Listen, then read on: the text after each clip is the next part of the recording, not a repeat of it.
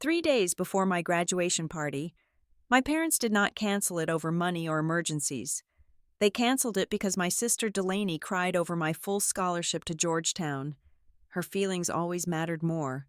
But they never knew I had been preparing my escape for years. When the party vanished, 3 hidden things surfaced.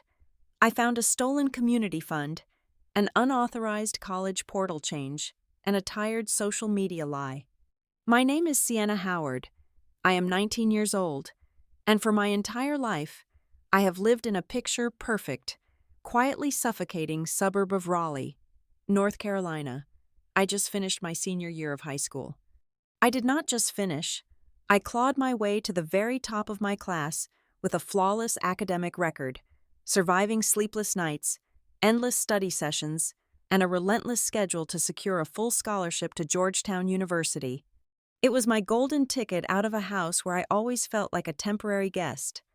For over a month, our house had been transformed into a staging ground for a massive celebration. The preparations were extensive, loud, and undeniable. We had carefully addressed and mailed out 48 invitations to friends, teachers, and extended family members. A massive tiered cake with the Georgetown logo and blue and gray icing had been ordered and paid for at the local bakery. The backyard was currently strung with expensive rented patio lights, and heavy folding tables were already stacked in the garage waiting to be set up. More importantly, several people from our congregation and the surrounding neighborhood had already begun dropping by. They would stand in our foyer, pressing thick envelopes into my mother's hands, explicitly telling her to make sure I used the cash gifts to buy books and dorm supplies before I left for college. It was supposed to be my moment. It was supposed to be the one evening where the spotlight rested entirely on the future I had built with my own 2 hands. Then came the ambush. Exactly 3 days before the party, the atmosphere in the house shifted from festive to remarkably heavy. My mother, Colleen Howard, called me into the kitchen. The house was far too quiet, carrying that specific, tense silence that usually meant someone was actively managing a crisis. She stood by the marble island, meticulously wiping down a surface that was already spotless. Her voice possessed that maddening, calculated calmness she always used whenever she was about to drop a bomb and expected me to catch the shrapnel without making a sound. "Sienna, we are going to have to cancel the party on Saturday," she said. She did not even look up from her cleaning cloth. Her tone was casual, as if she were telling me we were out of milk or that it might rain tomorrow. I froze. I had a glass of cold water halfway to my mouth, and my hand simply stopped in midair. I stared at her, trying to process the absolute absurdity of her words. "Cancel it, Mom. The invitations are out. Everyone has already sent their response. The food is scheduled for delivery." She finally looked up at me, offering a tight, patronizing smile that did not reach her eyes. "I know it is incredibly disappointing for you, sweetie, but Delaney is struggling terribly right now. She simply cannot handle a whole evening where everyone is only talking about her sister. It is causing her severe anxiety. It is just too much pressure on her mental health to sit through an event focused entirely on you." I felt a familiar, suffocating tightening in my chest. My father, Grant Howard, was standing in the doorway leading to the formal dining room. He leaned heavily against the wooden frame, his arms crossed tightly over his chest. He was playing his usual predictable role, the stoic enforcer of my mother's emotional decrees. "It is a necessary decision for family harmony. Sienna," he said. His tone was heavy with preemptive exhaustion, a clear warning telling me not to push back. "Do not make this harder than it has to be. You are going away to a great school. You have everything going for you right now. It is incredibly selfish of you to demand a lavish party when you know your sister is in a fragile state. Show some grace and be the bigger person." I looked past his broad shoulder. Out in the hallway, sitting halfway up the carpeted stairs, was my sister, Delaney. She was 17 years old, an aspiring theater kid whose ever-changing moods dictated the climate of our entire household. She was not crying loudly, she was not throwing a tantrum or playing the loud, demanding villain. She just sat there with her knees pulled up tightly to her chest, her eyes red and puffy, completely silent. It was infuriatingly ambiguous. I never truly knew if Delaney explicitly demanded these constant sacrifices, or if my parents just used her silent tears as a convenient, untouchable shield to control the narrative of our family dynamics. They always governed this house by whatever action made Delaney cry less. My achievements were always secondary to her comfort. I opened my mouth to argue. I wanted to scream. I wanted to point out that 48 people were expecting to show up in exactly 72 hours. I wanted to ask why her temporary sadness outweighed years of my hard work. But as I drew in a deep breath to launch my defense, my eyes drifted. I looked past my father, past the long oak dining room table, and my gaze landed on the vintage wooden buffet cabinet resting against the far wall. Something was wrong. Something crucial was missing. Since last week, there had been a beautiful decorative glass box sitting right in the center of that cabinet. It was the designated spot where my mother had been placing the cards and envelopes dropped off by our neighbors and church members. Congratulations cards. Cards with checks inside. Cards containing cash, meant to fund my dorm room essentials and travel expenses. Just the night before, I had distinctly seen a thick, heavy stack of white envelopes resting securely inside that transparent glass box. Now the glass box was completely empty. It was wiped clean. Not a single piece of paper remained. My mind clicked. The gears turned rapidly, and a sudden, sharp realization cut straight through the thick fog of my rising anger. The mysteriously missing money perfectly aligned with something else I had brushed off earlier that very same morning. I had received a strange, automated email notification from the Georgetown Housing Department confirming a change to my residential preferences. I had not logged into that student portal in weeks. I had absolutely not requested any changes to my housing status. Added to that unsettling detail was a missed call from Mr. Nolan Price, my university scholarship advisor, sitting unanswered on my voicemail since yesterday afternoon. They were waiting for me to explode. My father was physically bracing himself for a shouting match so he could justify grounding me and painting me as the villain. My mother was waiting for me to break down and cry so she could comfortably console me while still firmly denying me what I had earned. Delaney was waiting on the stairs, perhaps feeling genuinely guilty, or perhaps just quietly watching the show unfold from a safe distance. I looked back at the empty spot on the buffet cabinet. I looked at my mother's perfectly composed, expectant face. I thought about the compromised housing portal, the urgent missed call, and the missing envelopes filled with cash. This was not about a graduation party. This was not about Delaney feeling sad or overshadowed. Something entirely different, something deeply sinister, was happening. A massive, quiet theft of my independence was occurring right under my nose. This suddenly canceled party was just the convenient smokescreen they desperately needed. If there was no party, there would be no guests.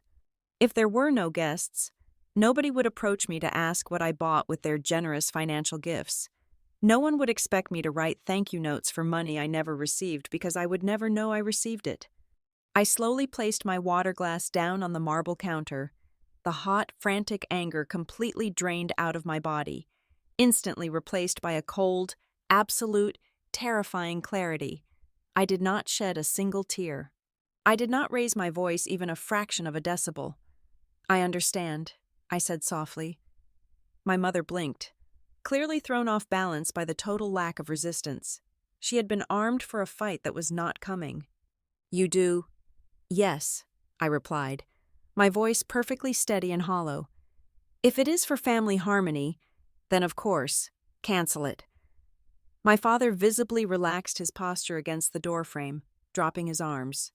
A smug, victorious look of satisfaction washed over his face. "Good girl. I knew you would be mature about this." I turned and walked out of the kitchen. I passed my father without looking at him. I walked past Delaney sitting on the stairs, offering her a blank, unreadable stare that made her flinch, and quickly looked down at her socks. I went straight up the stairs, walked into my bedroom, and closed the door behind me. I heard the lock click firmly into place. That unnatural calmness was the exact moment Sienna Howard stopped being the dutiful daughter begging for scraps of fairness. I was completely done fighting for my place at their table. From that second forward, I stopped looking at them as my family. I started treating them as a crime scene I needed to meticulously pack up and escape from. In the carefully curated ecosystem of our family home, the hierarchy of needs was never a secret. Delaney was the delicate, exotic flower that required constant, meticulous climate control. She had been enrolled in elite performing arts academies since she was 7 years old, a hyper-competitive world that perfectly cultivated her dramatic mood swings and demanded an endless supply of my parents' time, money, and undivided attention. Her vocal coach alone cost $100 an hour, twice a week. Her summer theater camps required thousands of dollars in tuition, travel, and custom-tailored costumes. My parents gladly wrote those checks, viewing them as necessary investments in her fragile genius. Delaney's emotional state was the absolute barometer for our entire household. If she was stressed about a missed high note during a rehearsal, the house went completely silent. If she felt insecure about a minor casting decision, my parents cleared their weekend schedules to rebuild her confidence, taking her on shopping trips or out to expensive dinners just to coax out a smile. I, conversely, was the sturdy, neglected houseplant that somehow managed to thrive in the dark corner of the room. My unspoken role was to be completely, flawlessly self-sufficient, so my parents could pour all their emotional and financial resources into my sister. I maintained perfect grades without ever being reminded to open a textbook. I researched out of state universities, tracked down obscure application deadlines, drafted endless admission essays in the middle of the night, and politely cornered my high school teachers for recommendation letters, entirely on my own. Nobody ever offered to proofread my personal statements. Nobody ever suggested driving me to campus tours on a weekend. Whenever I brought home a glowing report card or a standardized test score ranking in the 99th percentile, my mother would offer a distracted, fleeting nod and say that of course I did well, because I was always fine. My academic success was not an achievement to be celebrated. It was a convenient baseline that required zero parental maintenance. I learned very early on that if I ever wanted a safety net in this life, I had to weave it myself, thread by thread. On my 16th birthday, while Delaney was having a lavish, catered dinner party with 20 of her drama club friends in our backyard, I walked downtown and applied for a part-time job at Mercer Lane Books and Print. It was a dusty, independently owned bookstore that also ran a surprisingly busy local printing, shipping, and notary service in the back room. That place quickly became my sanctuary and my true training ground. Working the busy print counter taught me more about the practical mechanics of the real world than a decade of high school classes ever could. I learned how to balance heavy cash drawers, how to process complicated international shipping manifests, and most importantly, how to organize, file, and protect physical and digital records. My manager was a sharp, fiercely observant woman named Naomi Pierce. Naomi had this uncanny ability to read people, and it took her less than a month to figure out exactly what kind of kid I was. She saw the unnatural, tightly coiled maturity of a teenager who had realized way too early that no adult was ever coming to rescue her. Naomi never pitied me. Pity was useless. Instead, she armed me. During the slow, rainy afternoons when the store was empty, she would pull up wooden stools behind the counter and teach me practical survival skills. She showed me how to read bank statements line by line, explaining how to spot hidden maintenance fees, track routing numbers, and dispute unauthorized charges. She taught me the critical importance of keeping redundant digital backups of every official document, using heavy-duty encryption, and never trusting a single password across multiple platforms. She told me once, sliding a freshly laminated copy of my Social Security card across the scratched glass counter, that nobody cares about my data, my money, or my future as much as I do. She told me to always keep my own receipts, both literal and metaphorical. Naomi was not the only adult who saw straight through the glossy suburban facade of my family dynamics. 2 years ago, during a rare, incredibly stifling Thanksgiving dinner at our house, my mother's older sister visited from Alexandria, Virginia. Aunt June Whitaker was everything my mother was not: pragmatic, entirely unimpressed by local theater politics, and sharp enough to notice who was actually doing the heavy lifting in our kitchen while everyone else relaxed in the living room. After dinner, while my parents were busy consoling Delaney over a minor, fabricated argument about the turkey carving, Aunt June found me washing the massive mountain of fine china by myself. She stood beside the sink, picked up a cotton towel, dried a gravy boat, and looked at me with a steady, grounding expression. She did not offer me empty, polite sympathies or try to psychoanalyze my parents' blatant favoritism. She just leaned in and said a single, vital sentence that I firmly anchored myself to for the next 24 months. "If you ever need a room, I always have one." That was all she said. There were no strings attached. There was no demand for a dramatic family confrontation or an emotional breakdown. It was just a quiet, solid exit door, deliberately left slightly ajar for the day I finally needed to walk through it. Knowing that door existed completely changed how I navigated the remaining time under my parents' roof. When it came time to actually submit my college applications, I operated like a ghost in my own home.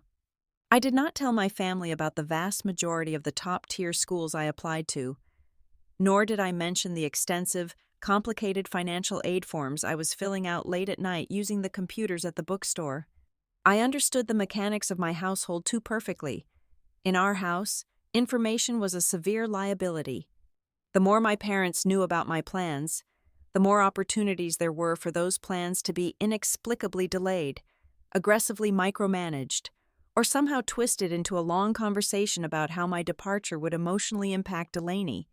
I paid every single application fee using the wages I had quietly saved at Mercer Lane. I routed all the critical physical mail to a secure postal box I rented downtown, ensuring that no university letters ever crossed our front porch for my mother to intercept. When the thick, heavy envelope from Georgetown University finally arrived, containing not just a prestigious acceptance letter, but an offer for a comprehensive full academic scholarship and a highly generous initial transition grant for living expenses, I did not run home to share the life-changing news. I did not scream with joy. I did not cry tears of relief, and I certainly did not expect a proud hug from my parents. I sat completely alone in my beat-up car in the post office parking lot, staring intensely at the embossed crest on the heavy paper. My very first instinct was not celebration, it was pure preservation. The very next morning, I walked into a different bank branch across town and opened a completely separate checking account under my name only. I did not use my home address. I used the bookstore's address. With Naomi's explicit permission and guidance, I deposited the initial transition grant check the exact moment it cleared.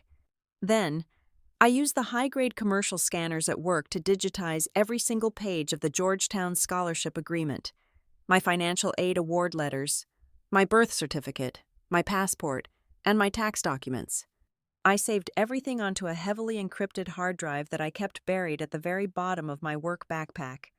I took the physical copies, organized them meticulously into a heavy-duty, fireproof document folio, and placed that folder in a very specific, calculated spot tucked securely inside the lining of my duffel bag, sitting right next to my bedroom door. I had been packing that bag in my head for years. Every time my father told me to stop being selfish and accommodate my sister, I mentally added a shirt. Every time my mother casually canceled my plans to cater to Delaney's unpredictable theater schedule, I packed a pair of shoes. I had been living in a constant state of quiet, hyper-vigilant preparation. The cancellation of my graduation party was not the inciting incident of my departure. It was not a sudden, shocking betrayal that broke a naive girl's heart and forced her into the cold world. It was simply the final, loud click of a lock snapping into place. It was the absolute confirmation that my carefully constructed exit strategy was no longer just a hypothetical backup plan to soothe my anxiety. It was an active, immediate necessity. I had lived within an inherently biased, parasitic system for so long that I had built my escape route years before they ever gave me the specific, unforgivable reason to use it. The very next morning, the house was completely still. I sat on the edge of my mattress, watching the early sunlight filter through the blinds, waiting until the clock hit exactly 9 in the morning on the East Coast. I picked up my phone, my hands remarkably steady, and dialed the direct extension for Mr. Nolan Price, my assigned scholarship advisor at Georgetown. He answered on the second ring, his tone carrying the standard, cheerful efficiency of a university administrator. He apologized for missing my call the previous day and asked if I was calling to confirm the external scholarship disbursements.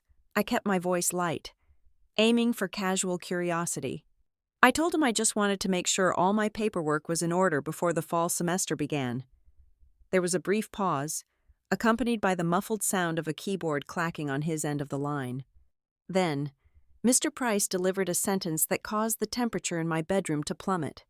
He informed me that the university had processed my main academic grants, but the supplemental community support funds, specifically the local alumni chapter grant and the Neighborhood Association Educational Award, had already been completely finalized. He cheerfully noted that my family had confirmed receipt of those specific external funds late last week, opting to have the checks mailed directly to my home address rather than routed through the university billing office. A heavy, suffocating coldness washed over my entire body. My fingers gripped the edges of my phone case so tightly my knuckles turned white. I had never authorized anyone to intercept my financial aid. I had never signed a single document allowing my parents to receive those specific checks. More chillingly, my parents had never breathed a single word to me about our neighbors, the local alumni, or the church congregation pooling together actual, physical money to support my transition to college. I forced a polite smile into my voice, thanked Mr. Price for his time, and ended the call before he could detect the sudden, sharp shift in my breathing. The moment the screen went black, I flipped open my laptop. I did not bother getting dressed or going downstairs for breakfast. I went straight to the Georgetown student portal. I typed in my credentials, my eyes scanning the dashboard the second the page loaded. I navigated directly to the residential life section. My heart hammered against my ribs as I looked at my housing status. It was supposed to say confirmed, with a room assignment in one of the freshman dormitories. Instead, the status bar was shaded in a dull, alarming gray. The text read that my housing preference had been modified to a deferred assignment. My stomach dropped. In the competitive ecosystem of university housing, a deferred assignment essentially meant giving up a guaranteed bed. It meant being pushed to the very bottom of the wait list. If I did not fix this immediately, I would arrive in Washington with nowhere to sleep. My entire plan of leaving North Carolina would be completely derailed. I would be forced to take online classes from my childhood bedroom, trapped in the very house I was desperately trying to escape. I clicked on the account security settings, hunting for the digital footprint of the sabotage. I checked the recent login locations and the account recovery options. Right there, sitting under the primary contact methods, was a secondary recovery email address. It was not mine. It was an incredibly old, shared family email address that my mother used to register for grocery store loyalty programs and middle school newsletters a decade ago. It was an address I assumed had been abandoned for years. She had used it to bypass my security. She had requested a password reset, intercepted the confirmation link, logged into my university portal, and quietly pushed my departure date off a cliff. I spent the rest of the daylight hours acting entirely normal.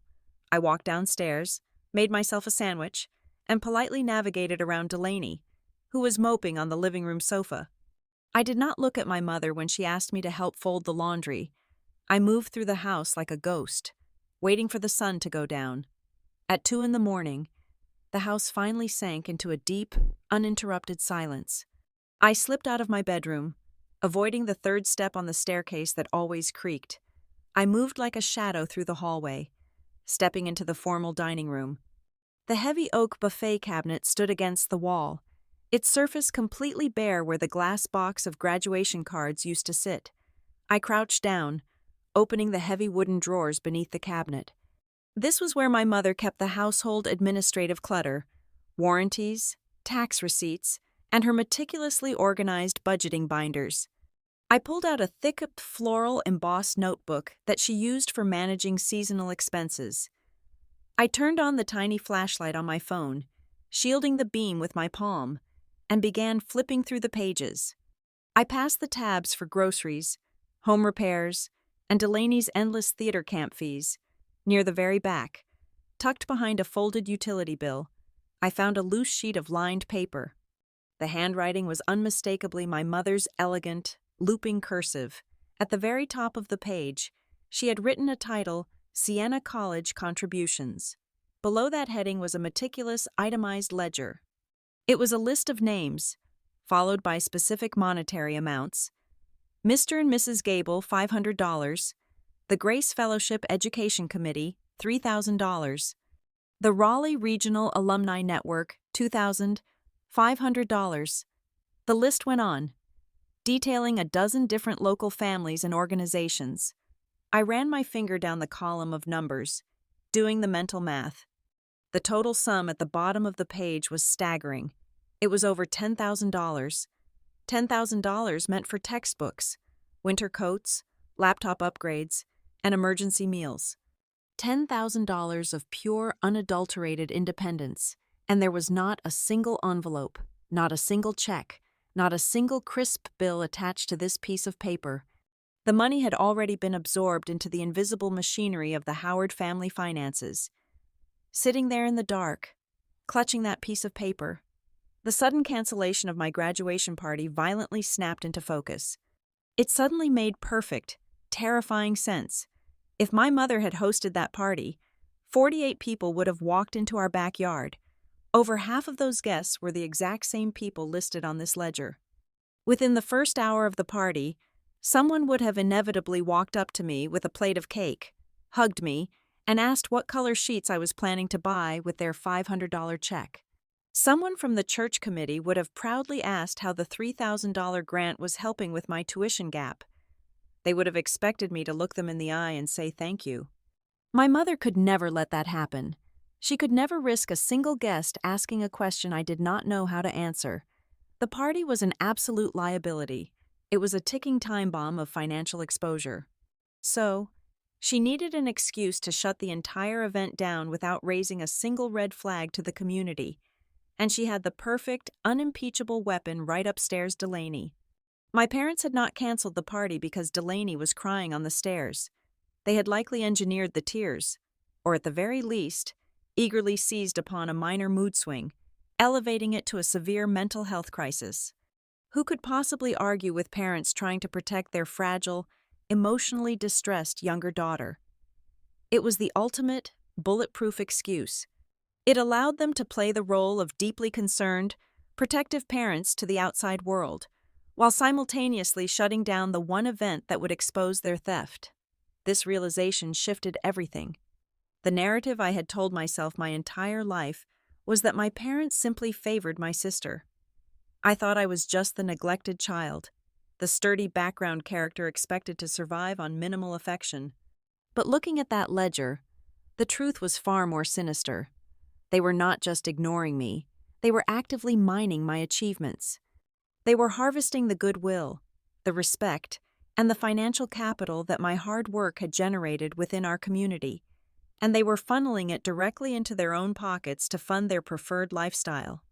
Changing my housing portal was the backup plan to ensure I stayed trapped in Raleigh, remaining a convenient, profitable asset under their roof for as long as possible. I took my phone, turned off the flashlight, and carefully photographed the entire ledger from 3 different angles. I made sure my mother's handwriting was perfectly legible. I tucked the paper exactly where I found it, closed the drawer, and crept back upstairs to my room. I did not feel heartbroken anymore. The pain of being a discarded daughter vanished entirely, replaced by the hyper-focused clarity of an auditor uncovering a massive corporate fraud. My parents thought they were executing a flawlessly clean administrative maneuver. They thought they had successfully weaponized the concept of family harmony to blindfold me, but they had left a paper trail. And from this moment forward, I was going to use their own meticulously kept secrets to absolutely dismantle their control over my life. Back in my room, the darkness felt thick and protective. I sat on the edge of my mattress, staring at the blank screen of my phone. I did not cry. My tear ducts felt like they had been completely hollowed out, replaced by a cold operational efficiency. I opened my messaging application and pulled up the contact profile for Aunt June. I did not type out a long, emotional paragraph explaining the betrayal. I did not ask for advice on how to confront my parents. I typed exactly 4 simple words. Can I come now? I hit send. I did not even have the chance to place the phone down on my nightstand before the screen illuminated the dark sheets. The reply was instantaneous, as if she had been sitting in Virginia with her phone in her hand, simply waiting for the inevitable moment the illusion shattered. Room is ready. That was it. No questions asked. No demands for context. Just an open door. I stood up and pulled my large duffel bag from the top shelf of my closet. I did not pack like a teenager running away from home in a chaotic, dramatic frenzy. I moved with the precise, calculated rhythm of someone who was finally executing a deeply rehearsed evacuation protocol. I did not throw random clothes into the bag. I folded everything meticulously. First came the fireproof document folio I had hidden weeks ago. I unzipped it and ran my fingers over the contents, verifying every single piece of paper: my original birth certificate with the raised seal, my crisp blue Social Security card, the thick, embossed stack of official scholarship award letters from Georgetown, my passport. I placed the folio flat at the bottom of the bag. Next came my laptop, its charging cable, and the heavy encrypted external hard drive containing the scanned copies of every single application, tax return, and financial aid form I had ever submitted. I added my personal bank passbook, the small booklet that represented my only uncontested financial lifeline. Then, I packed the physical necessities. I packed exactly 7 days of practical, durable clothing. I packed 2 pairs of reliable shoes. I packed a heavy winter coat. Anticipating the cold winds of Washington, I deliberately left behind the sentimental items. I left the stuffed animals, the high school yearbooks, the framed photographs sitting on my desk. Those items were anchors to a house I no longer recognized. They were liabilities. It took me less than 60 minutes to completely erase 19 years of an emotional footprint from that bedroom.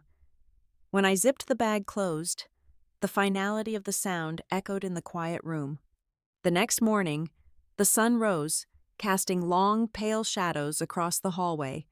At exactly 6 o'clock, I grabbed the heavy straps of my duffel bag and the handle of a single rolling suitcase.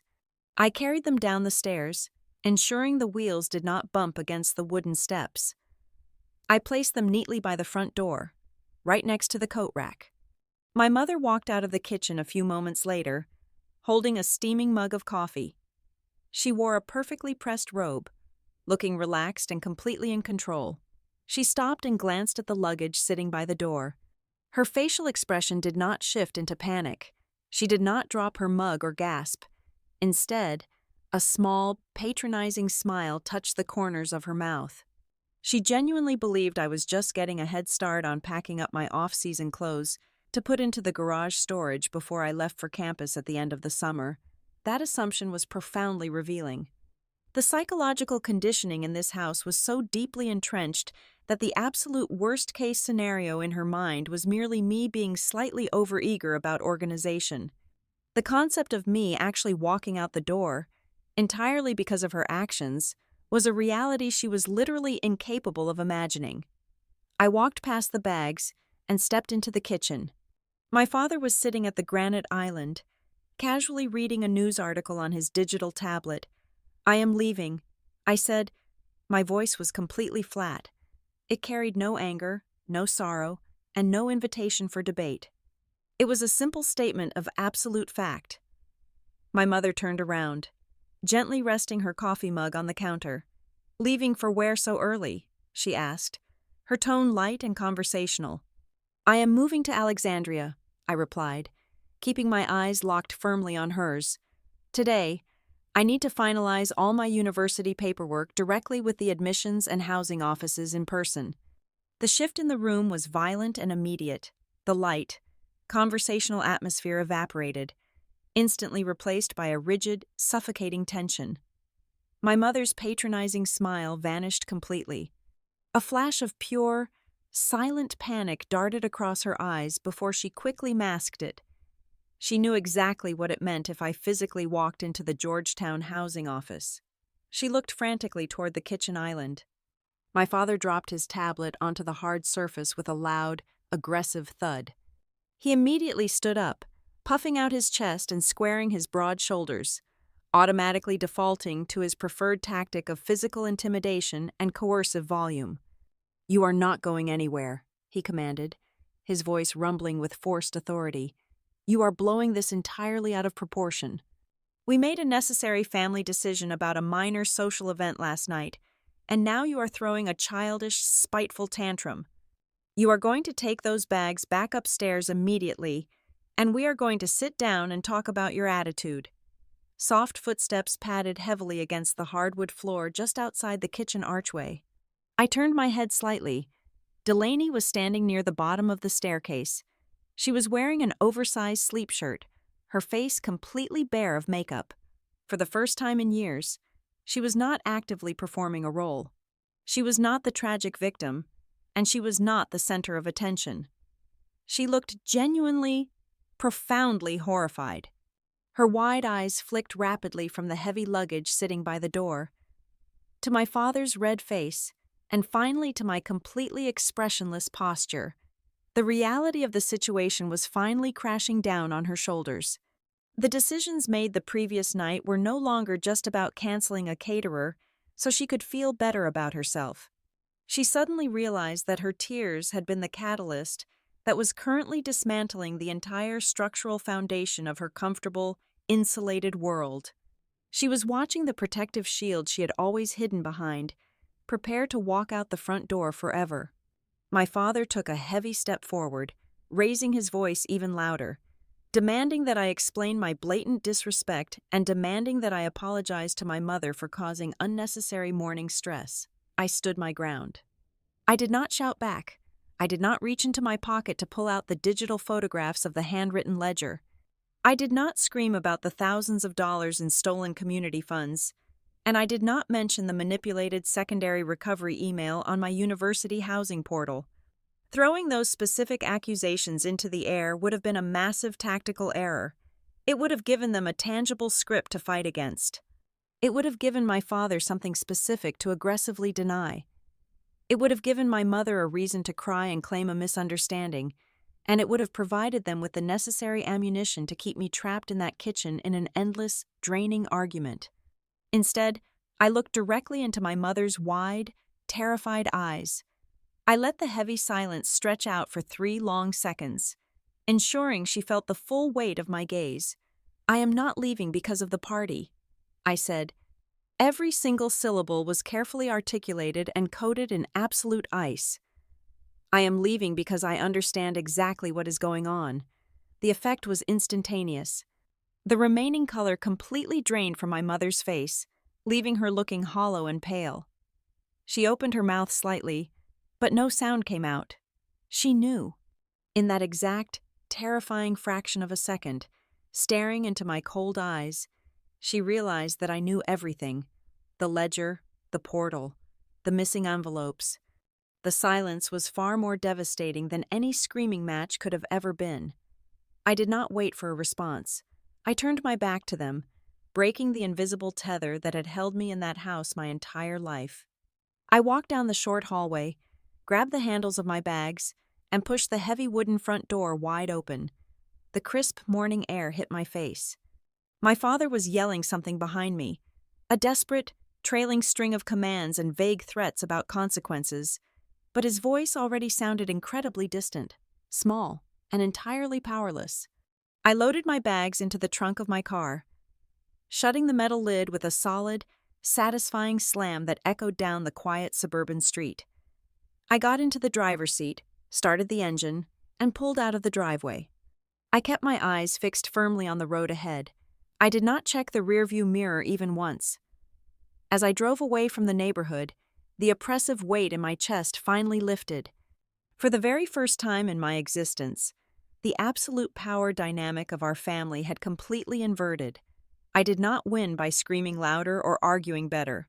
I won because they were still standing in the kitchen desperately trying to talk, and I was simply no longer there to listen. The drive up Interstate 95 took exactly 4.5 hours. Aunt June lived in a beautifully restored brick townhouse in Alexandria, Virginia. When I finally pulled my car into her narrow driveway, she was already standing on the front porch waiting for me. We did not share a tearful, dramatic embrace. She simply walked down the steps, took the handle of my rolling suitcase, handed me a tall glass of iced water, and pointed directly toward the heavy mahogany dining table sitting in the center of her kitchen. There was absolutely no time allocated for emotional breakdowns. I did not retreat to the guest bedroom to bury my face in a pillow and cry over my shattered family. The exact moment I sat down at that solid wooden table, I opened my laptop and connected to her secure wireless network. This house was not a sanctuary for hiding, it was a designated war room. My very first call was to the Georgetown University Information Technology Security Desk. I bypassed the standard student helpline and navigated directly to the Fraud and Identity Division. A technician answered the phone, and I immediately explained that my student portal had been severely compromised. He verified my identity using my social security number and the original application PIN I had memorized several months ago. The technician pulled up the system access logs, his rapid keystrokes echoing clearly through the speakerphone. He confirmed that over the past 72 hours, there had been 2 separate, successful attempts to change my primary contact email address. Furthermore, he flagged a pending administrative request submitted just yesterday afternoon. It was an explicit attempt to alter the direct deposit routing information for my upcoming fall semester textbook refund grant, trying to divert the university funds away from my student account. I asked him to read the IP address and the specific device type associated with those unauthorized changes. He read off the hardware specifications of an older desktop computer operating on a local Raleigh residential network. It was the exact machine currently sitting in my father's home office. I instructed the technician to instantly revoke all current access tokens, lock the portal, and reset the password using a randomly generated 16-character alphanumeric code that I wrote down on a physical yellow notepad. Aunt June sat across from me, sipping black coffee from a ceramic mug. She possessed a terrifying, surgical understanding of bureaucratic defense systems. She slid a fresh legal pad across the table toward me. "We are not just locking the school accounts," she said, her voice crisp and commanding.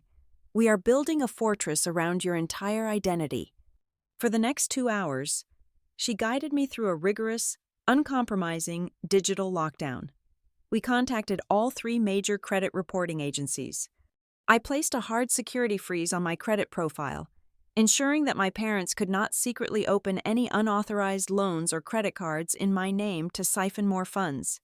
I systematically removed my old cellular number from every banking, educational, and medical account I possessed, replacing the standard text message verification process with a high encryption authenticator application installed directly onto my mobile device. Aunt June then had me draft a formal, legally binding directive. We emailed the document directly to the Georgetown Registrar, the Financial Aid Office, and the Campus Housing Department. The directive explicitly stated that I was the sole authorized party for all administrative and financial matters, and that any future communication originating from Colleen or Grant Howard was to be immediately flagged as an unauthorized third-party inquiry and strictly ignored. By 3 o'clock in the afternoon, my head was throbbing with a dull ache, but the pure adrenaline kept my hands perfectly steady. I stepped out onto the back patio to get some fresh air and called Naomi at the bookstore. I needed to let my manager know I would not be returning for my scheduled shifts for the remainder of the summer. When I gave Naomi a brief, highly sanitized version of my sudden relocation, she let out a long, heavy exhale. She did not sound surprised at all. Instead, she offered a piece of information that made the blood freeze entirely in my veins. Naomi told me that just 4 days ago, my mother had stopped by the print shop. Colleen had leaned over the counter and casually asked Naomi for advice on graduation etiquette, specifically, My mother had inquired if it was considered more polite for community guests to bring physical cash or write checks. My mother had added a chilling justification, telling Naomi that she wanted to make sure it was easy for the family to manage and deposit the funds on my behalf, so I would not have to stress about banking before college. My mother had been actively crowdsourcing the most efficient way to steal from me. The sudden cancellation of the party was absolutely not a spontaneous reaction to my sister crying on the stairs. The financial interception had been premeditated, researched, and carefully planned out days in advance. Armed with this dark new context, I immediately contacted my regional bank. I did not have access to my parents' joint accounts, but I knew the local branch staff because I had deposited my bookstore paychecks there for 2 years before opening my secret independent account. I called the branch directly and spoke to a clerk. I explained that I was trying to track down a specific educational grant check issued by the local alumni association, claiming I needed to verify the routing for my upcoming scholarship tax records. After a brief hold, the clerk returned to the line. She confirmed that a check from the Raleigh Regional Alumni Network, made out for the amount of $2,500, had indeed been processed by their branch earlier that week. I politely asked her to read the memo line written on the bottom left corner of the physical check. It says, "For Sienna's college start." The clerk cheerfully replied. I then asked which specific account number the check had been deposited into. She hesitated for a moment, citing internal privacy policies, but eventually confirmed it had absolutely not been deposited into my personal student checking account. It had been endorsed and swept directly into the Howard family joint savings account. They had taken a massive check with my name and my future explicitly written on it, and they had simply swallowed it whole. I hung up the phone and walked back into the dining room. I did not scream. I did not throw my phone against the brick wall. The betrayal had entirely transcended emotional pain. It was now a purely logistical problem that required solving. I opened a new, highly encrypted digital folder on my desktop. I named it simply The Ledger. Inside that folder, I began to build my arsenal. I created a meticulous spreadsheet logging every single date, every timestamp, and every specific monetary amount I had uncovered since leaving the house. I uploaded the dark, shadowy photographs of the handwritten list I had found in the dining room buffet the night before. I took screenshots of the unauthorized login attempts from the university IT department. I cataloged the names of the community members who had donated, the exact wording on the stolen checks, and the confirming emails from the school. Sitting there at Aunt June's table, sorting methodically through the raw data, a profound psychological realization washed over me. For my entire 19 years of existence, my parents had viewed me as the child who required absolutely nothing. I was low maintenance. I was self-sustaining. Therefore, when my silent, relentless hard work suddenly generated tangible prestige and actual financial capital within our community, they did not view it as my personal achievement. They viewed it as a newly discovered natural resource situated on family property. They felt entirely entitled to mine it, manage it, and redistribute it to fund the perpetual emotional maintenance of my sister. This was the exact moment my ultimate strategy crystallized. If I called them on the phone crying, they would call me hysterical. If I yelled at them, they would comfortably label me a disrespectful teenager.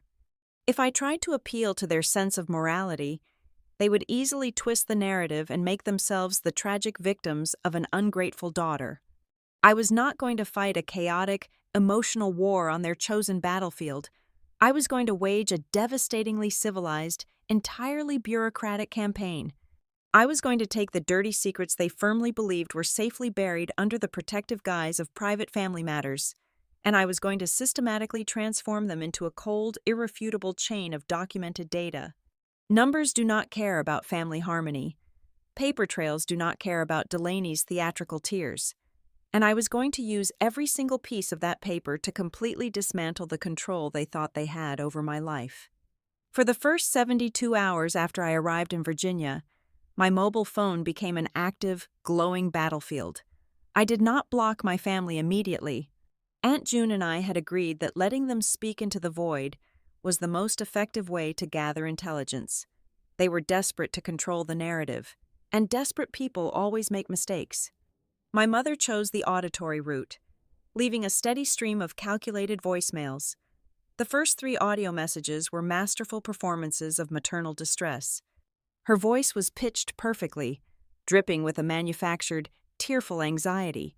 She said she was incredibly worried about my safety. She begged me to just call home so they could know I was alive. She insisted that everyone in the house missed me terribly, and that whatever minor misunderstanding we had experienced could be easily fixed with a simple conversation. If anyone else had listened to those first 3 recordings, they would have heard a heartbroken mother pleading with a rebellious teenager. But my mother lacked stamina. By the 4th voicemail, the sickly sweet veneer cracked completely. Her tone shifted from wounded to sharply impatient. She stopped talking about my safety and pivoted entirely to the actual problem at hand. She sharply demanded that I return to North Carolina immediately because this silent treatment was making Delaney incredibly fragile. That single word was the fatal flaw in her performance: fragile. It was never about me leaving. It was exclusively about how my absence inconvenienced my sister. My mother had accidentally recorded the exact dynamic I had fled, neatly packaging her blatant favoritism into a 30-second audio clip that I immediately saved to my encrypted external drive. My father, on the other hand, did not bother with the illusion of warmth. He preferred the brutal efficiency of text messages.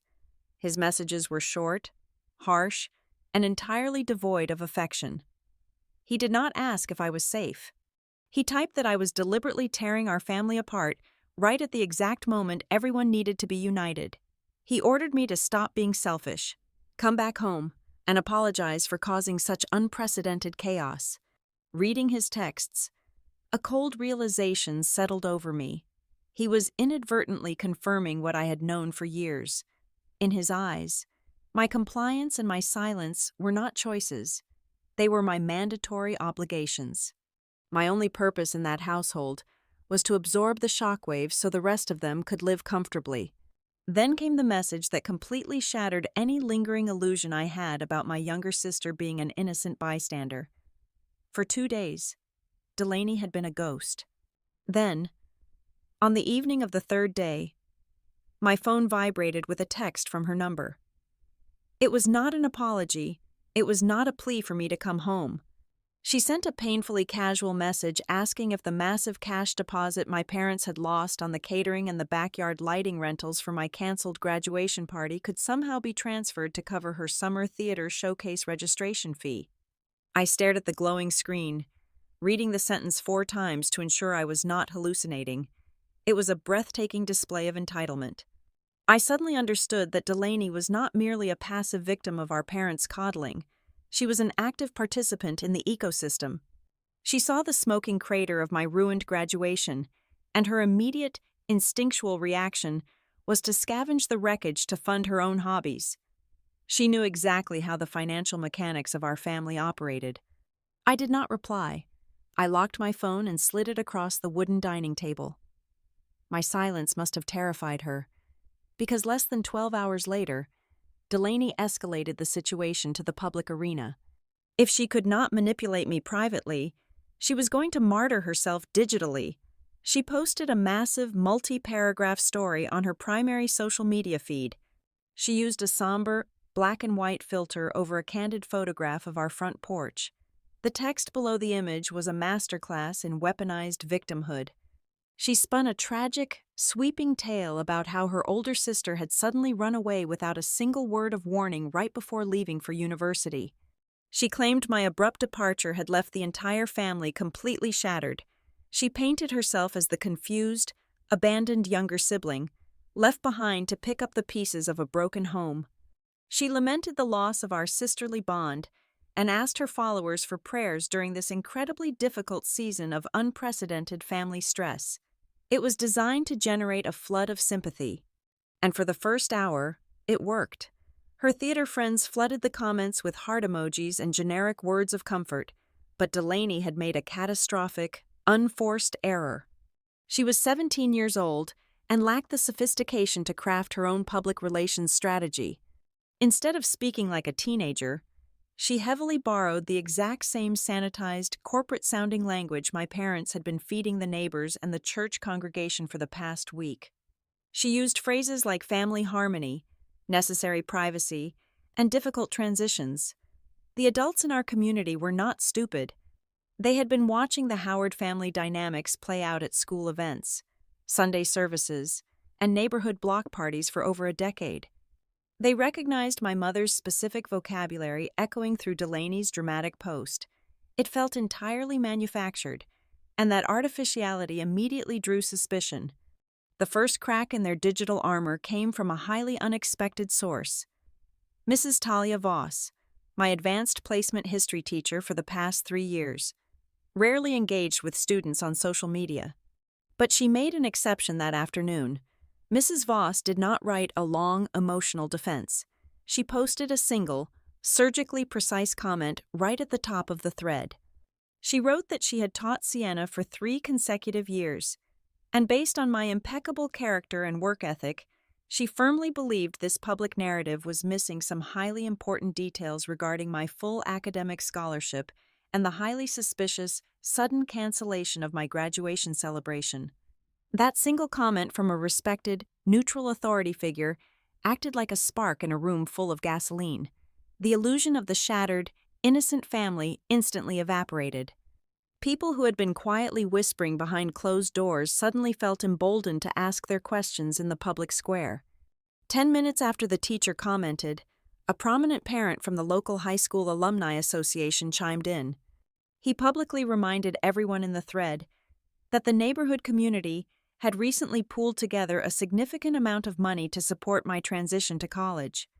He stated that it seemed incredibly odd for a student to simply vanish without acknowledging those generous financial gifts.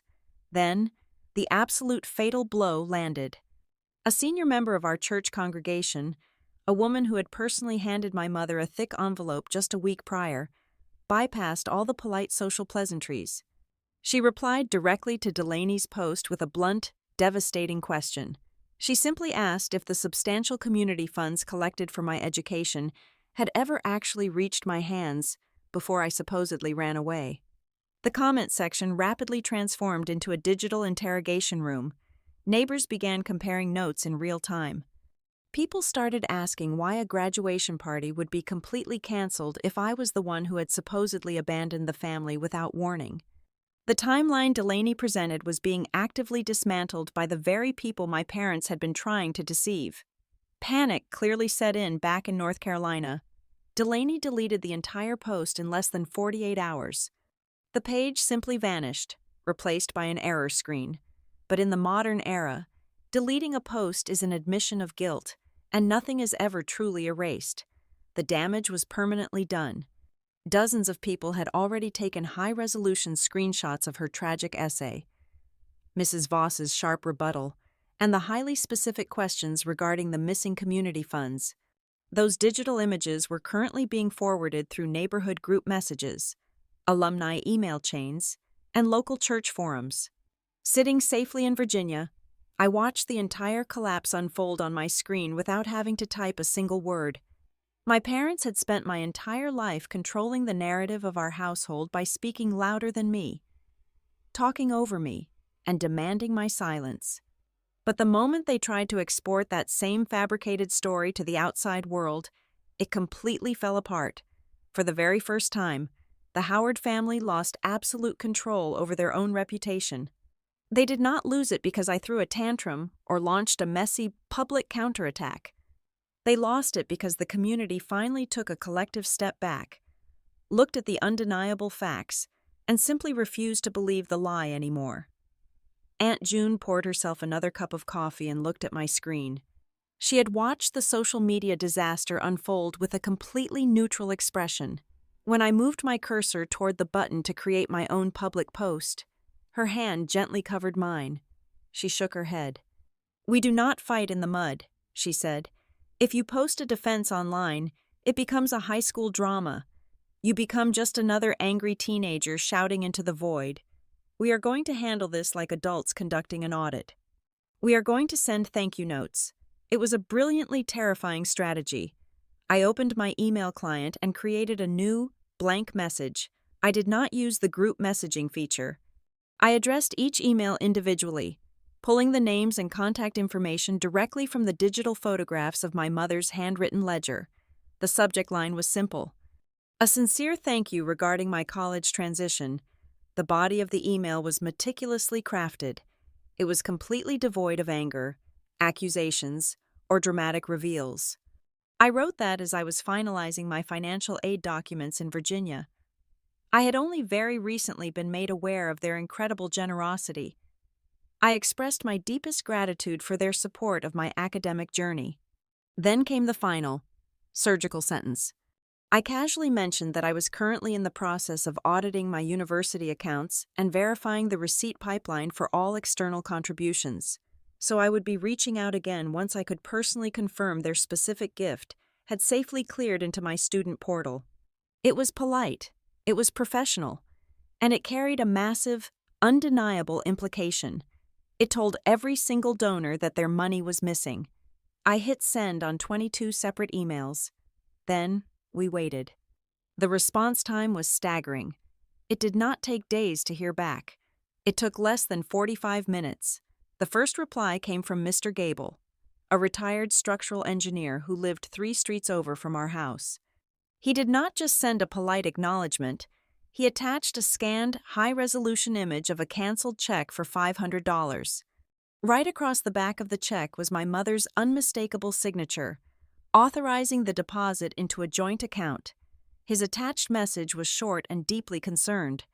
He wrote that my mother had explicitly told him she was collecting all the gifts to set up a unified educational trust for me, to save me the administrative headache. Within 2 hours, my inbox was flooded with similar replies. People were sending screenshots of bank transfer receipts, copies of cashier checks, and forwarded email chains. The most damning piece of evidence came from the head of the local alumni chapter. She forwarded an email my mother had sent her 2 weeks prior. In that message, my mother cheerfully explained that since I was so overwhelmed with packing, the family had decided to pool all the community gifts together into one central family account to ensure everything was properly allocated for my textbooks and travel expenses. By simply saying thank you, I had forced every single donor to look directly at the reality of where their money had actually gone. The fallout spread through the community like a quiet, fast-moving fire. The Grace Fellowship Education Committee, a prominent group within our church, suddenly found themselves in an incredibly compromising position. They had issued a grant of $3,000 intended specifically for a graduating senior. However, my mother served on the volunteer board that helped organize the church community outreach events. By the end of the day, the head pastor had to convene an emergency meeting with the church treasurer. They could not simply ignore the fact that a massive check had been intercepted by one of their own organizers under false pretenses. The awkwardness within the congregation was palpable, thick with the sudden realization that their charitable system had been blatantly exploited. The institutional pressure did not stop at the church doors. The internal bank inquiry I had triggered the previous day rapidly escalated. Because several of the deposited checks contained explicit memo lines designating the funds for my specific educational use, and because those checks had been diverted into an account where I was not listed as a primary beneficiary, the bank's fraud detection algorithms flagged the transactions. The branch manager placed a temporary administrative hold on the Howard Family Joint Savings Account, pending a full verification review. My father tried to contain the rapidly expanding disaster using his standard brand of overbearing patriarchal logic.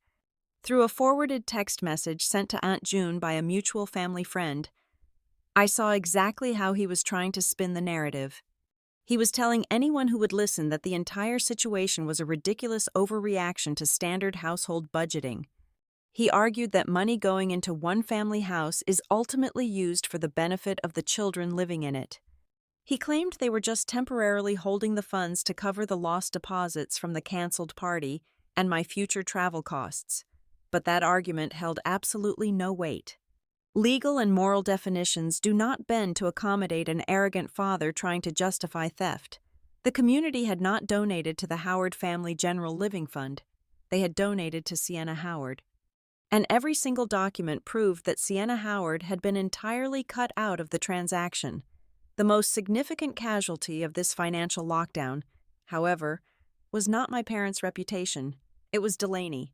For her entire life, Delaney had been comfortably insulated from the financial realities of our household. Her elite theater programs, her private vocal lessons, and her expensive summer showcases simply materialized whenever she demanded them. She had never once had to consider where the money came from. On the fourth day of my stay in Virginia, the prestigious Summer Performing Arts Academy, where Delaney was scheduled to spend July, sent out their final billing notices. Her registration required a deposit of $2,000. Because my parents' joint savings account was currently frozen under the bank's internal review, the automatic payment linked to my father's debit card was immediately declined. The Academy sent an automated email to Delaney, informing her that her coveted showcase slot had been officially suspended due to non-payment. For the first time in 17 years, Delaney slammed directly into a wall that her tears could not dissolve.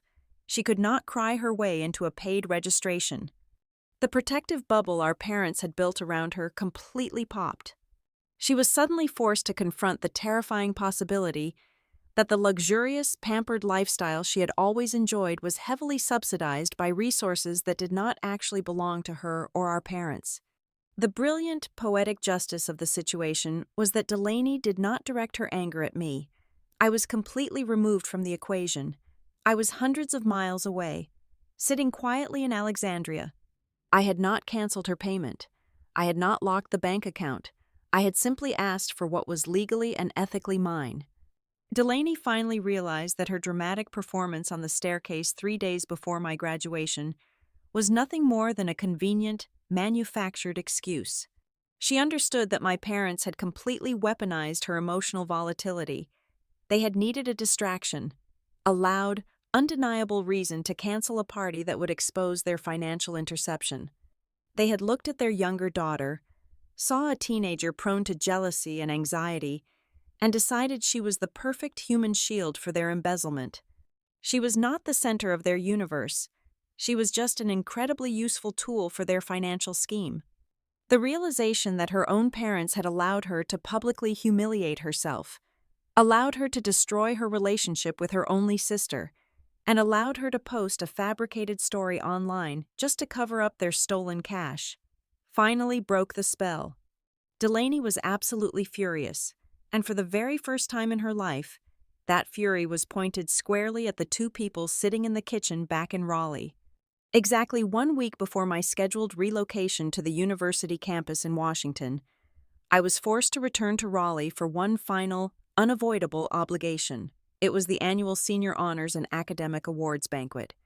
I did not want to step foot back into that town, but skipping the ceremony would have looked like a retreat. It would have given my parents the opportunity to stand in the lobby and play the role of the grieving, abandoned parents to a captive audience. I could not allow them to control the physical space in my absence. I did not drive down alone, and I absolutely did not coordinate my arrival with my family. Aunt June drove me in her quiet, dark sedan. We arrived at the high school auditorium exactly 15 minutes before the opening remarks. The atmosphere inside the massive, echoing hall was suffocatingly tense. By this point, the entire suburban ecosystem had vaguely pieced together that a severe fracture had occurred within the Howard household. They had seen the deleted social media posts. They had received my polite emails regarding the missing funds, and the church elders were well aware of the frozen bank accounts. However, nobody possessed the complete, unvarnished picture. My sudden calm appearance walking through the double doors alongside my aunt, rather than trailing obediently behind my mother and father, caused a visible ripple through the crowded room. Conversations halted mid-sentence. Heads turned. The air grew as tight and fragile as a pulled violin string. I wore a simple tailored navy dress and kept my posture perfectly straight. Aunt June walked beside me like a formidable bodyguard, projecting an aura of absolute, unapproachable authority.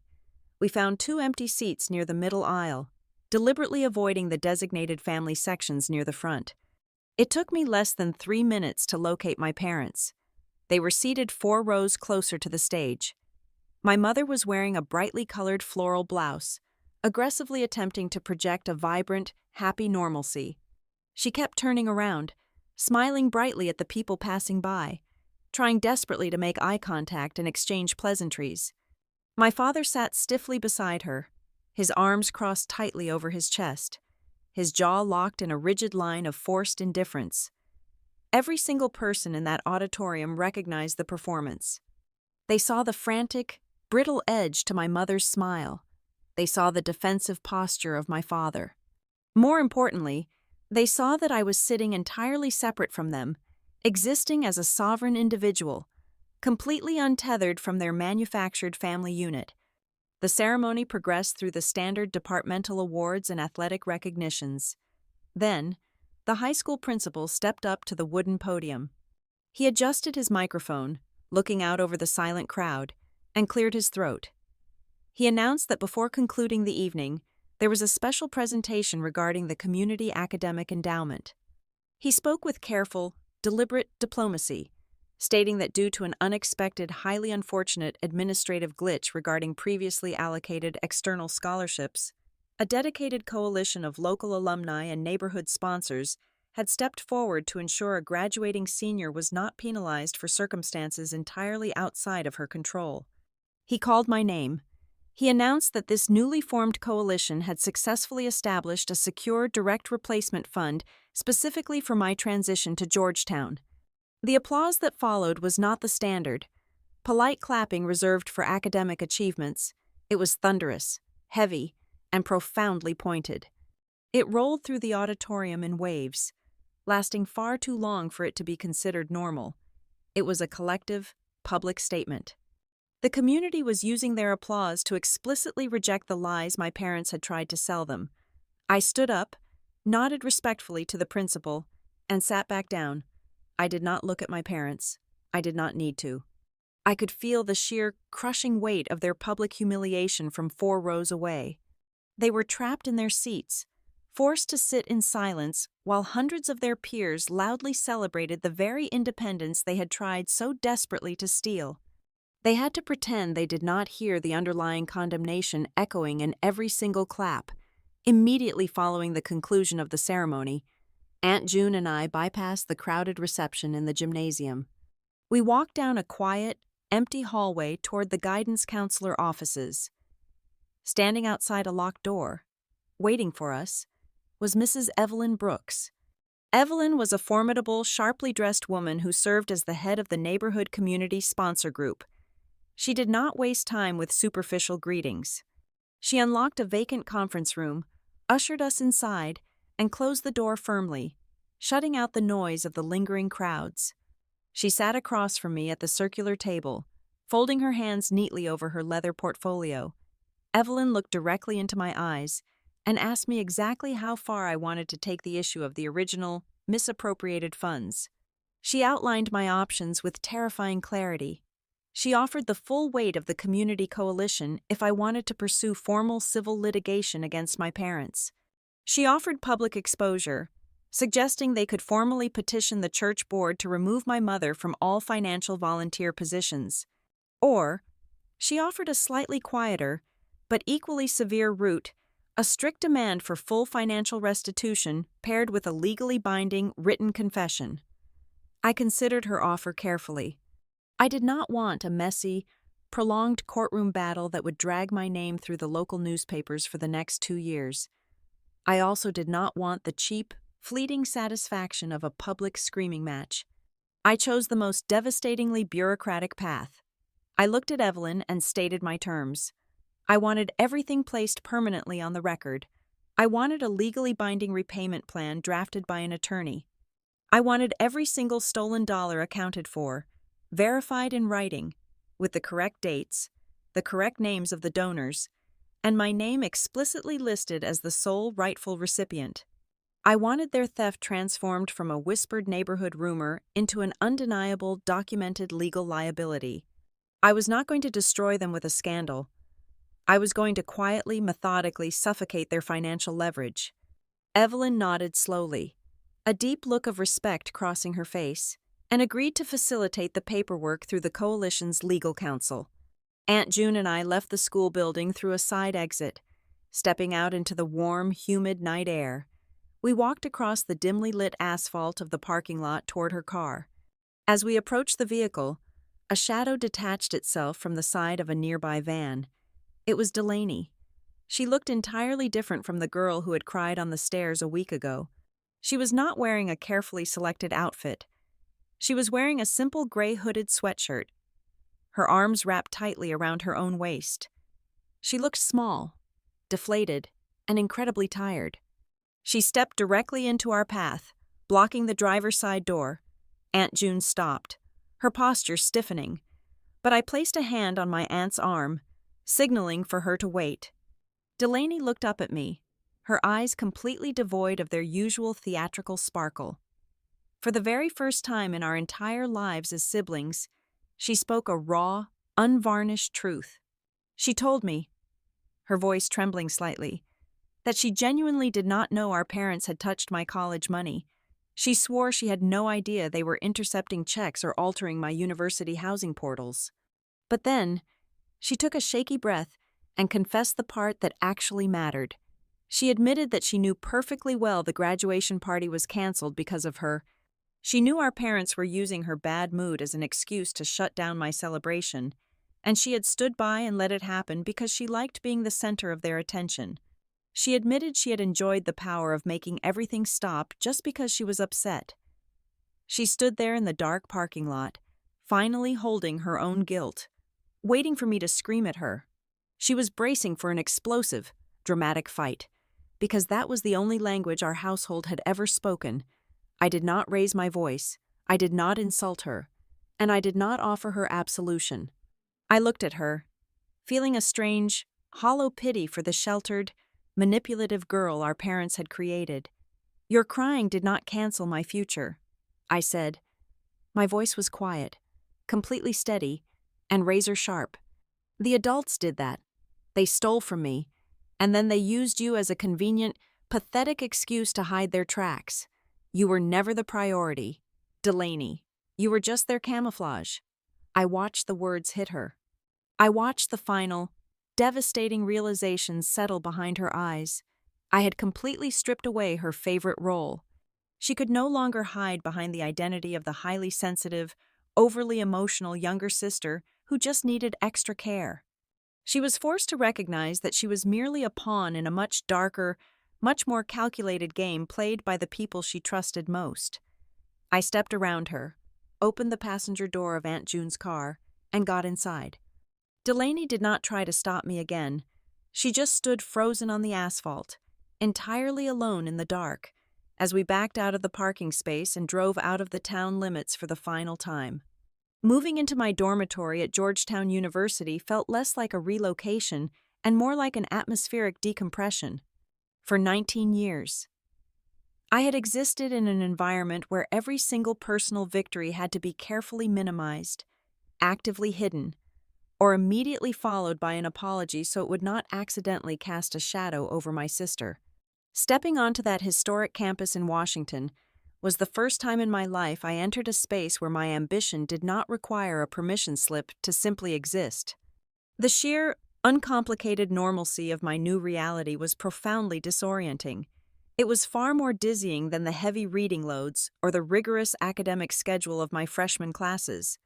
When I scored a perfect grade on my first political science midterm, nobody in my dorm suite sighed heavily or asked me to keep my voice down. My roommate simply high-fived me and offered to buy me a coffee. There was no emotional tax levied on my success. I did not have to pay for my achievements by constantly managing someone else's fragile self-esteem. That absolute absence of psychological friction was so foreign it almost felt like a trap, leaving me instinctively waiting for a punishment that simply never arrived. To cover my personal expenses and maintain the financial independence I had so ruthlessly secured, I took a federal work-study position at the main campus library. It was a quiet, methodical job sorting archives and managing the digital checkout system. It was there, amidst the towering stacks of dusty academic journals, that I met Mara Ellis. Mara was a sophomore from Chicago with a sharp, analytical mind and absolutely zero tolerance for suburban melodrama. One rainy Tuesday evening, during a slow shift at the circulation desk, I finally told her the truth about my departure from North Carolina. I braced myself for the standard, socially polite responses I had heard my entire life. I expected her to tilt her head, offer a sympathetic smile, and say that surely it was not that bad, or that my parents were probably just stressed and doing their best. People who grew up in healthy homes usually default to defending the institution of family, unable to comprehend that some parents are entirely transactional. Mara did not do any of that. She listened to the entire sequence of events, from the stolen checks to the manipulated housing portal. When I finished, she simply looked at me across the wooden desk and stated that my parents were active financial predators who had used my sister as a human shield. Hearing another person perfectly articulate the exact mechanics of the abuse, without softening it or excusing it, was an incredibly powerful validation. It cemented the reality that my escape was not an overreaction. It was a basic, necessary survival instinct. While I was busy building a healthy foundation in Washington, the structural integrity of the Howard family was rapidly collapsing back in Raleigh. Distance did not soften the truth. It merely provided the necessary time for the consequences to fully mature and take root. The Community Coalition, spearheaded by Evelyn Brooks, did not let the issue fade away with my departure. They formally submitted a written demand to my parents, requiring a complete, line-by-line accounting of every single dollar donated under my name. At the same time, the leadership board at our church quietly initiated a comprehensive internal audit of the local outreach funds. Because my mother had previously volunteered to manage the petty cash and donation collections for various parish events, her current financial scandal cast a heavy, undeniable shadow of doubt over her past activities. She was quietly, yet firmly, asked to step down from all committee leadership roles pending the results of the review. The pressure was not limited to my mother's social circles. My father was discovering that his preferred method of loud, aggressive denial held absolutely no currency in the professional world. He worked as a regional director at Halcyon Ridge Logistics, a mid-sized supply chain management firm where lucrative local contracts relied heavily on personal reputation and community trust. Raleigh was a large city, but the corporate network was remarkably small and tightly knit. The whispers regarding his frozen bank accounts and his attempt to embezzle his own daughter's community scholarship had steadily crept into the country club locker rooms and the weekend golf games. Men who used to clap him on the shoulder and share industry rumors suddenly found excuses to cut their conversations short. My father was learning the hard way that in a community built on appearances, being exposed as a thief is bad, but being exposed as a thief who steals from their own child is a permanent, unforgivable stain. The most bitter consequence for my family, however, was their absolute inability to blame me for any of the fallout. When the final payment deadline for Delaney's prestigious summer theater showcase officially passed, she permanently lost her spot in the program. In the past, my parents would have easily spun this as a tragic sacrifice made necessary by my selfish behavior, but the paper trail I had left behind was bulletproof. The community knew the bank accounts were frozen because my parents had deposited checks fraudulently. They could not point the finger at the daughter who was hundreds of miles away, quietly attending university classes. The crisis was entirely contained within the walls of their own home, born entirely from their own specific choices. The final, undeniable proof of that premeditation arrived in my university inbox midway through October. The sender was Delaney. The email contained absolutely no text. There was no greeting, no apology, and no explanation. It contained only 3 attached image files. I opened the first attachment. It was a high-resolution photograph taken of the glowing screen of our shared family tablet. The image displayed the sent folder of my mother's ancient, supposedly abandoned email account. The second and third photographs zoomed in on a specific automated confirmation message from the Georgetown University Housing Department. The timestamps on those emails were the most damning detail of all. They explicitly proved that my mother had successfully executed the password reset and officially submitted the request to change my dormitory status to deferred exactly 5 days before the graduation party was canceled. My mother had not acted in a moment of panicked desperation after Delaney started crying on the stairs. She had methodically dismantled my college exit strategy almost a full week in advance. The tears, the sudden cancellation, the dramatic speeches about family harmony. It was all a carefully choreographed stage play designed to cover up a financial crime that had already been successfully committed. Delaney did not send me those photographs out of a sudden, noble desire for sibling solidarity. I knew her far too well to believe she had experienced a miraculous moral awakening. She sent those files purely out of self-preservation. For weeks, she had been trapped in that house, watching the social and financial walls close in around her. She had realized that as long as the timeline remained slightly ambiguous, the town might still secretly believe that her emotional outburst was the true catalyst for the entire disaster. She was being positioned to take the historical blame for the collapse of the family reputation. By sending me the absolute proof that the sabotage was premeditated by our mother long before any tears were shed, Delaney was officially cutting her own ties to the sinking ship. She was refusing to be the public face of their private sins. I downloaded the 3 photographs, categorized them, and immediately forwarded them to Evelyn Brooks and the Coalition's legal counsel to be added directly to the formal restitution dispute file. Armed with that specific, irrefutable digital evidence, the sporadic messages I still received from my mother transformed from merely annoying to deeply pathetic. She continued to leave voicemails and send long, rambling text messages trying to reconstruct the bridge she had burned, but she never actually took accountability. She constantly used passive, slippery language. She called the stolen checks an administrative oversight. She referred to the housing portal manipulation as a technological misunderstanding born out of maternal anxiety. She talked endlessly in circles, desperate to manufacture a version of reality where she remained a good, well-meaning parent who just made a small mistake. But I had the ledger, I had the bank records. And now, thanks to my sister's instinct for survival, I had the explicit digital proof of premeditated sabotage. Every single time my mother refused to call her actions by their true names, her apologies became significantly cheaper, lighter, and completely meaningless. She was speaking to a daughter who no longer existed, trying to maintain a lie that had already been entirely dismantled by the truth.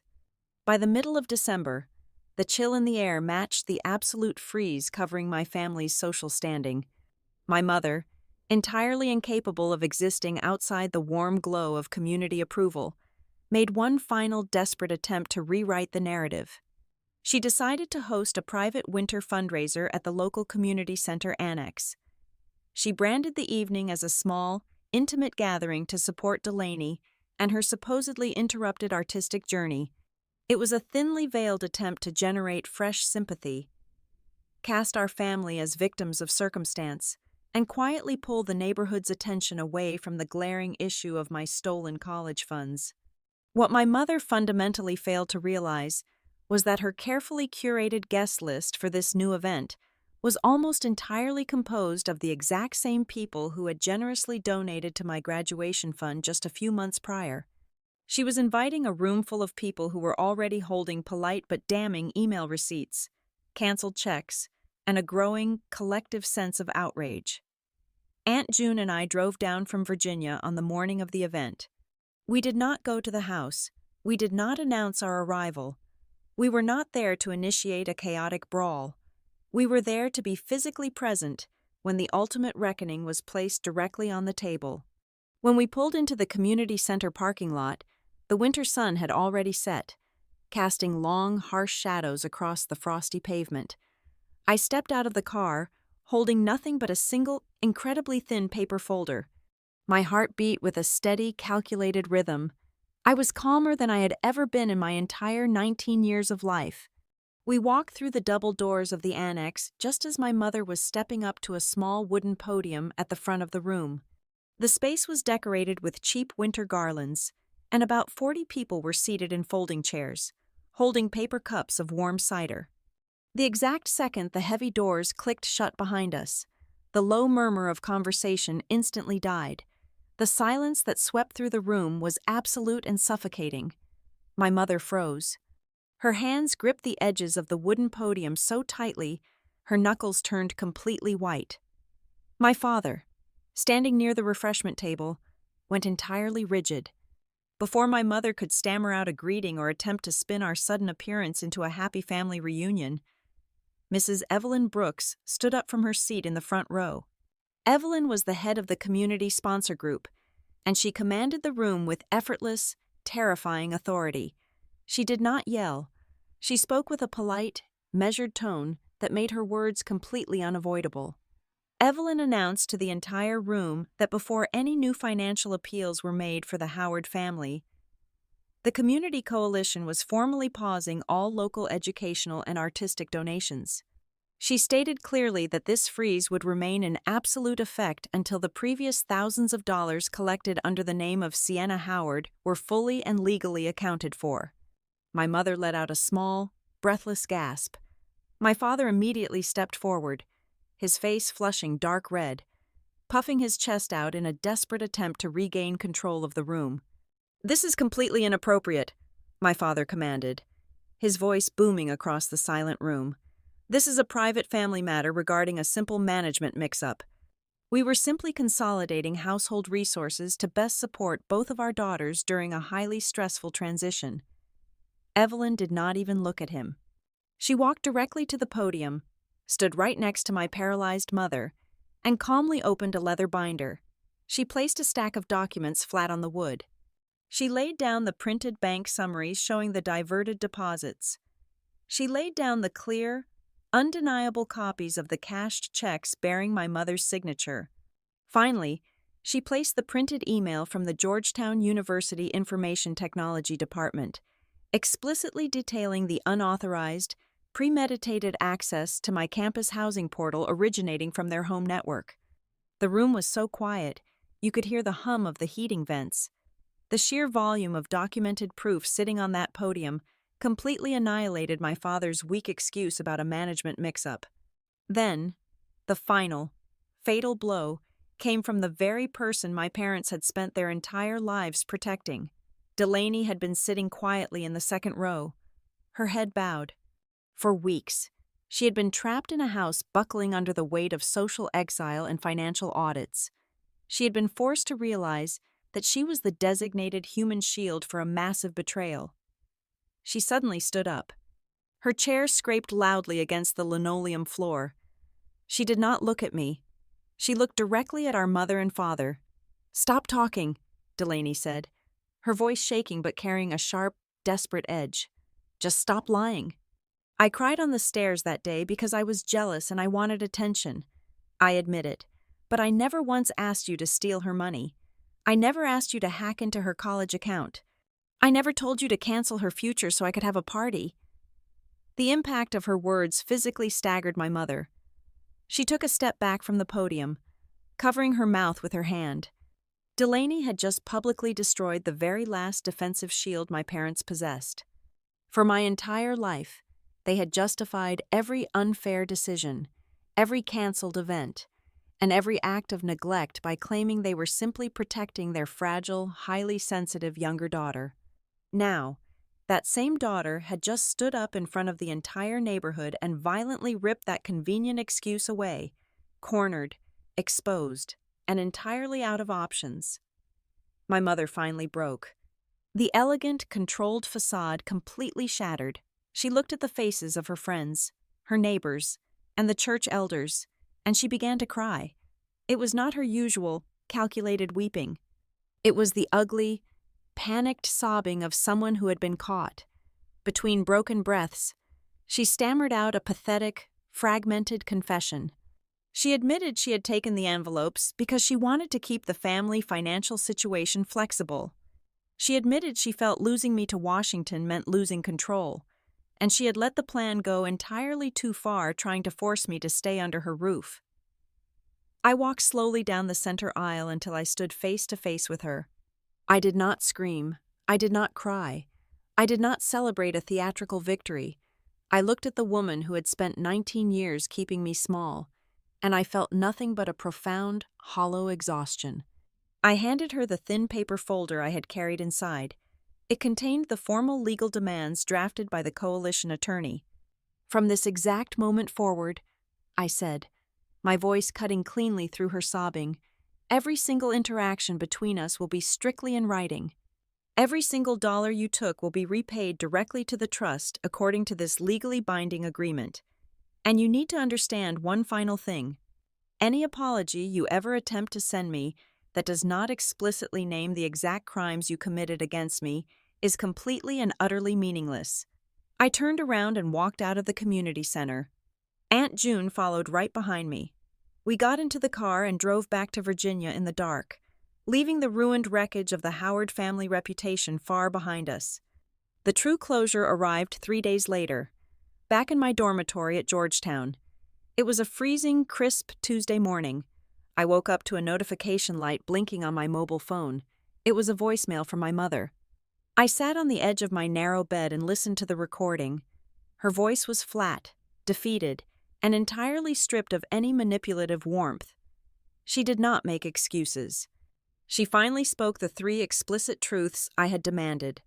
She stated clearly that she had stolen money that did not belong to her. She admitted that she had illegally tampered with my university housing records to sabotage my departure. And she confessed that she had deliberately used Delaney's emotional vulnerability as a weapon to cover her tracks. I did not call her back. I simply saved the audio file, dropped it into the encrypted digital folder on my desktop, and closed the laptop. I put on my heavy winter coat, grabbed my backpack, and walked out of the dormitory building. I stepped onto the historic campus, my boots crunching softly against the frozen grass. The air was sharp and biting, but it filled my lungs with an incredible, expansive lightness. Looking up at the grand stone architecture of the library, I finally understood the absolute magnitude of what I had accomplished. I had not merely packed a bag and moved out of a toxic house. I had meticulously, legally, and permanently escaped an entire psychological system that had been specifically designed to feed off my silence. I was finally, truly free. Thank you so much for listening to my story until the very end. I would love to know where you are listening from, so please leave a comment below to share your thoughts and connect with everyone. Do not forget to subscribe to the Maya Revenge Stories channel, like the video, and click the hype button to help this story reach even more people who might need to hear it.